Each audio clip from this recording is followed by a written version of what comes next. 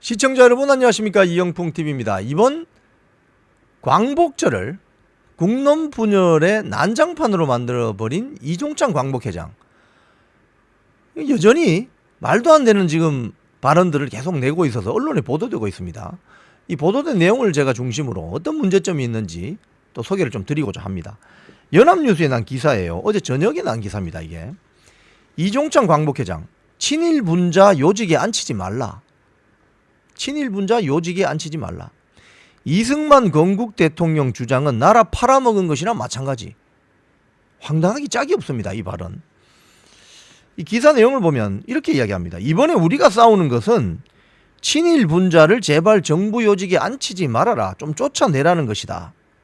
지금 자신이 밀던 후보 2명이 독립기념관장 자리에서 탈락하니까 지금 목리를 부린 거 아닙니까? 언론 보도를 보면.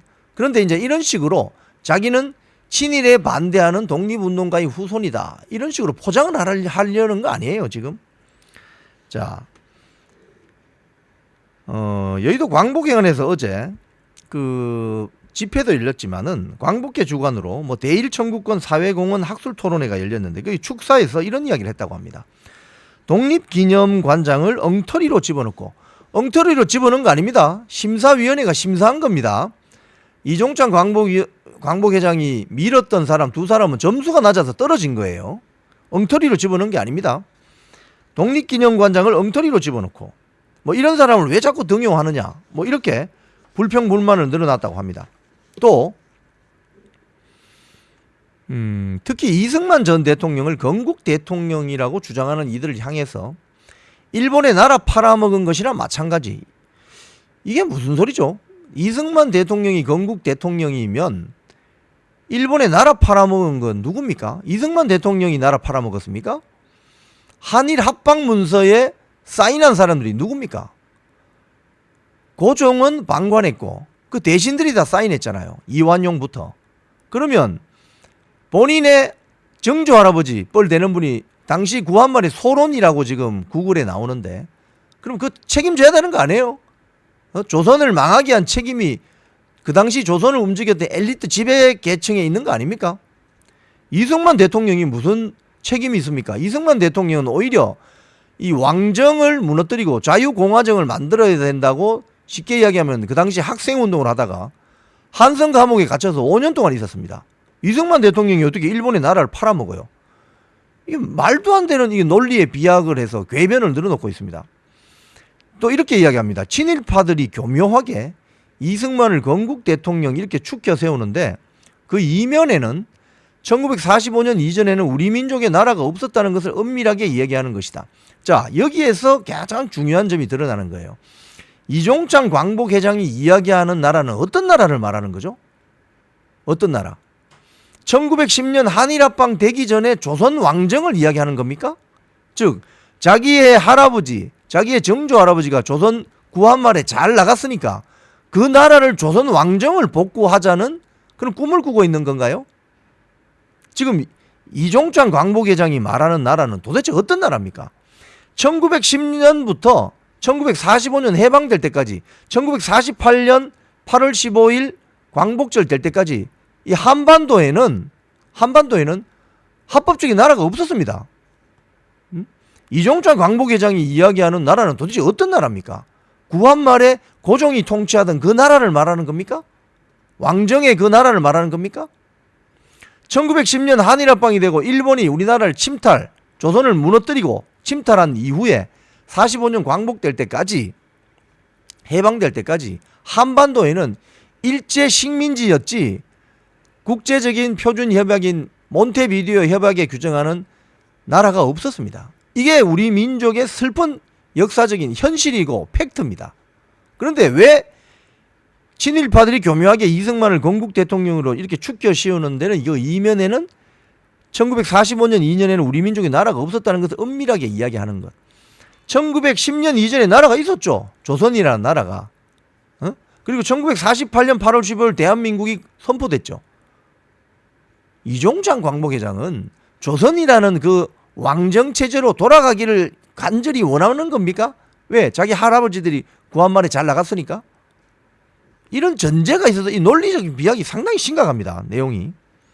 자, 그리고 이승만은 1945년 이전에 우리나라가 없었다는 그런 말을 한 사실이 없다.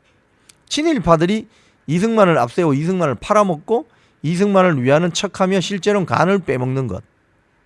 뉴라이트 이런 놈들이 일본을 용서하자 한다.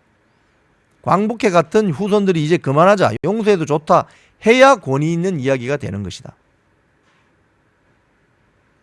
참 이해할 수 없습니다. 자, 이런 가운데 오세라비 작가가 제보시계 언론에 이런 글을 기고했습니다. 한 트럭 규모의 국민의힘 대변인단은 왜 이종찬 난동에 입 다물고 있나? 뭐 이런 이야기를 합니다.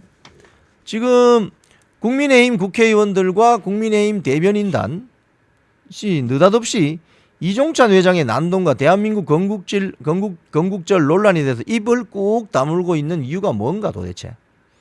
특히 김용태, 조경태 의원 같은 경우는 김영석 독립기념관장 사퇴를 촉구하거나 이 사태에 대해서 모호한 발언을 한 안철수 의원도 이런 발언을 하고 있는데 본인들부터 대한민국 건국일에 대한 명확한 입장을 밝혀라 이렇게 오세라비 작가가 지적합니다.